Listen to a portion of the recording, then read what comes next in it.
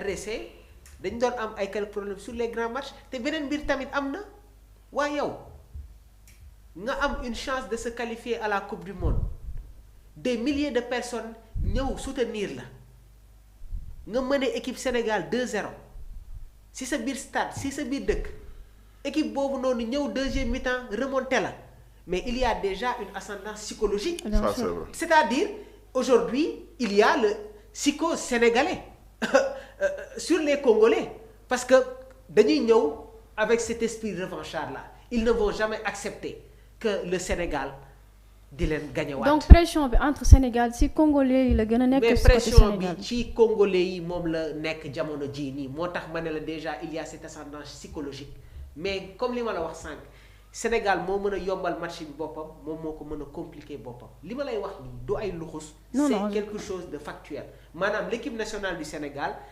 réussit à avoir des occasions dès l'entame de la partie Ali bi ñuy joué contre Congo seen biir dëkk dama ko ne entre la 6e et la 7e minute de jeu Sénégal dina am occasion de but Nicolas Jackson am na ko loolu da nga koy dugal teel a rey match bi démb si le Botswana avait pris un but à la 3e minute mais day tax équipe bi nga xamante ne dafay jouer avec un bloc bas dañuy génn football. Par force, ils seront obligés léegi nag de suñu génnee football mais ñun ak suñuy attaquant dañ leen di dugalaat ay but. te la plupart du temps Sénégal bu la dugalee boo ko songee rek am problème. maxu parce que flèche yi mu am a tax. attaque bi nga xamante ne moom la ñu am nii du yoon Sénégal di jouer man laa wax 45 minutes. te sans marquer. dugaluñu but équipe. c'est illogique. quelle que soit l'équipe. Quelle que soit l'équipe suñ ma déggee nag may wax certains diront que non Mamour au fait football moom moo toll foofu. Ouais. et comme dama la koy wax man j'aime cette philosophie de la Mannschaft allemande. ah mais pourtant kii dagguma la mais Ouais. Idrissa Gana Gueye ba mu defee sortie Oui. wax na ne Voilà. on pourrait gagner on pourrait marquer plus. waaw Parce qu'il était- c'est-à-dire ouais. il faut être beaucoup plus tranchant léegi nag occasion yooyu noonu contre la RDC tamit dañ koy amaat parce que il y a des équipes qui ont un problème pour rentrer dans un match RDC bi ñuy football ak ñoom au stade des Martyrs gis nga ni leen Sénégal assiégé nangu seen milieu de terrain Ok. ça signifie beaucoup de choses. Ok. Il y a des équipes qui n'arrivent pas à rentrer très tôt dans le match. Et le Sénégal rentre bien dans ses parties avec une bonne assise au niveau du milieu de terrain. Ok. L'exploitation des couloirs et cette capacité à créer rapidement des occasions. te nag mën na jóge fu nekk moo tax ma ne la il n'y a pas de calcul face à la RDC.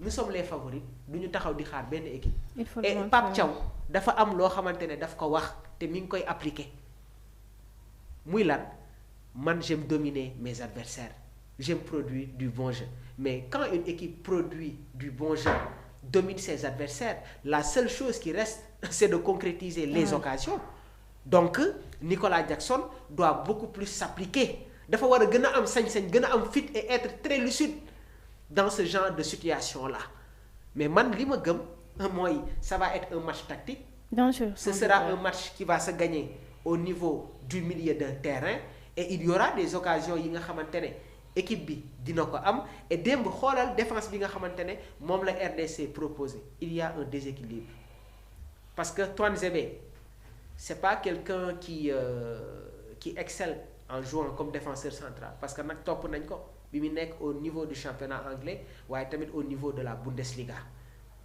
C'est pas une défense où il y avait de la coordination bi ñuy joué contre le RDC Chancel Memba moo joué woon ak beneen défenseur central gauche bi et gis nañ ne que dans la deuxième mi-temps il y avait énormément de problèmes Masuaku bi joué démb il n'est pas titulaire avec Sunderland c'est Renildo qui joue même Renildo temps yi sax il n'est pas titulaire léegi nag je pense que Sadio Mané doit être dans la continuité dans le jeu intérieur li mu proposé woon au match aller il doit faire la même chose parce que tant que Sadio Mané mi ngi foofu day tax sur le couloir droit sur le côté droit de l'équipe congolaise du am une animation parce que Michak Elia su fekkee moom mooy titulaire su fekkul amul une association avec le latéral droit dafay xaw a esseler foofu noonu et je pense que su demee au duel avec Ismaël Jakobs pour mu remporter ko ça va être un problème donc ci genre de situation yooyu nag la présence de Pape Alassane Gueye va être très important parce que Sadio ne sera pas obligé de faire les replis défensifs sur les phases offensives de la RDC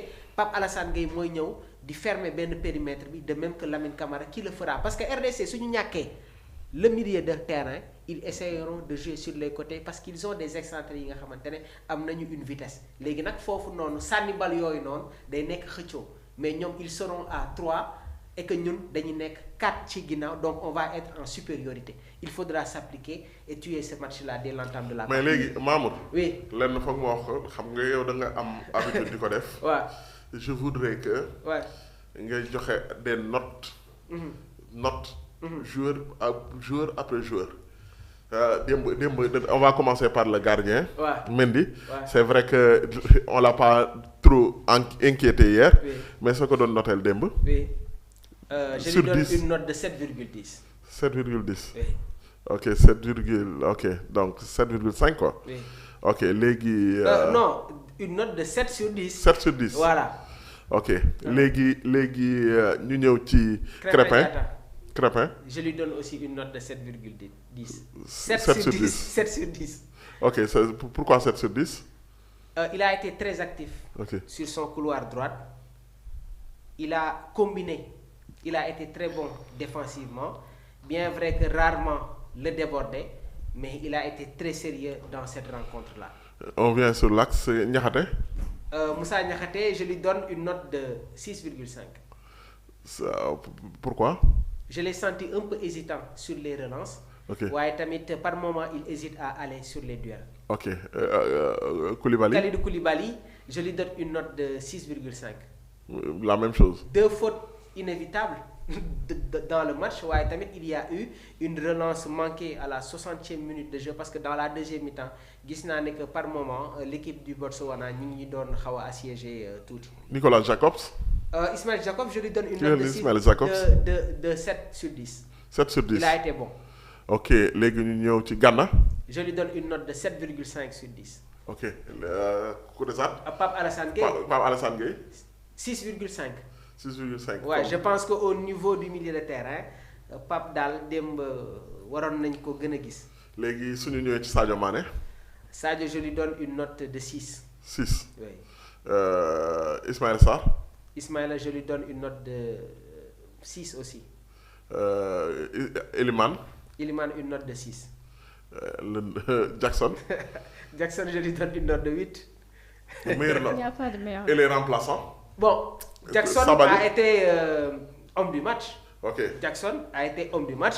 Donc quand tu as un joueur qui sort du banc de touche, te délivre une passe décisive, comme te Cheikh am na Tidiane. j'ai un statisticien war naa ko laaj. Oui. est-ce que bëri na compétition. man su ma juum Coupe d'Afrique. bu benn jour a defee un triplé. Raar na tuuti. raar na dinaa ko laaj léegi suñu les remplaçants Sabali. Mais si, on se rappelle de Pierre-Emerick Aubameyang. mais un Sénégalais laa wax en équipe nationale. En équipe nationale, En les Coupe doyens d'Afrique. góor gi ñoom ñi nga xamante ne ils sont dans l'historique donc ñoom doyen Univers Diaw ñoom gars yi je pense que dinañu génne statistiques yooyu noonu. ok Très bien. léegi Sabali. Cheikh Tidiane Sabali, tu lui donnes une note de 6,5 parce que déjà il n'était pas titulaire quand il rentre et fait une passe entre 6,5 7 ans. Chérif Ndiaye. Chérif, tu lui donnes une note de 7. Il a été buteur bi wu attaquant dëgg la dugal. ah c'est ça Parce que il était dans le jeu. c'est vrai. te gis nga ni mu doon ñëwee di décrocher def ay contrôle orienté def na ko benn yoon ñaar mais troisième fois bi jarul nga koy def parce que yow soxla wuñ la ci registre boobu noonu. Tu as des milieux de terrain yi nga xamante ne ils sont capables de te faire ces jeux là ñëw jël si bal bi def contrôle orienté jouer sur les côtés. Toi tu es un attaquant fixe dañ lay soxla ci pointe de l'attaque bi. Et quand Pape Thiaw a fait des rectifications rapidement sur cette action, jeu de triangle, tac tac tac, il se retrouve dans un demi-périmètre, dans la surface. Un attaquant comme Chérif, qui a joué l'année dernière la Ligue des Champions avec le Crevena Zevada, l'étoile belle rouge, c'est des occasions yi nga xamante ne il le met au fond. D'accord, mais dafa am benn côté boo xamante ne ñun dañu am beaucoup de coups de pied arrêtés te saisiruñ si benn. Les Problème, CPA, waaw. les CPA. Le Sénégal ne travaille pas les coups de pied arrêtés. C'est ça la réalité. Comme beneen équipe bi nu ñu koy amee il doit y avoir une coordination parce que on a des joueurs de taille. Kalidou Koulibaly quasiment c'est 1 mètre 80.